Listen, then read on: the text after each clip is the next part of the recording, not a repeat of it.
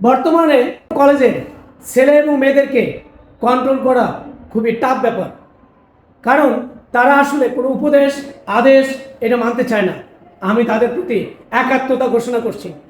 আসলে তারা এসব মানে না এবং মানতেও পারে না, কারণ তাদের রক্তের গরম, তাদের রক্তের জোর, এবং তারা বাবা মাকে যা বলে বাবা মারা তাই করে। তাহলে বাবা মার কাছে যেহেতু সব কিছু আবদার তাদের পূরণ হচ্ছে, শিক্ষকের কাছে কি পূরণ করা উচিত না? এবং আমরা তাই করতেছি। তবে হ্যাঁ, ক্লাস কন্ট্রোল করার ব্যাপারে আমাদের একটু সজাগ থাকতে হবে, সচেতন থাকতে হবে। তাদেরকে শুধু মারলেই কন্ট্রোল করা যাবে না, তাদের সঙ্গে একাকার হয়ে যেতে হবে, তাদের কথা শুনতে হবে, তাদের মতো করে পড়াতে হবে। পারেন আমরা টিচাররা যদি তাদের মতো করে পড়াতে পারি, তাহলে আমি অনেক ক্ষেত্রে দেখলাম তারা আসলে আমাদের কথা শোনে এবং শুনতে বাধ্য। এবং সেই কাজটাই আমাদের করতে হবে।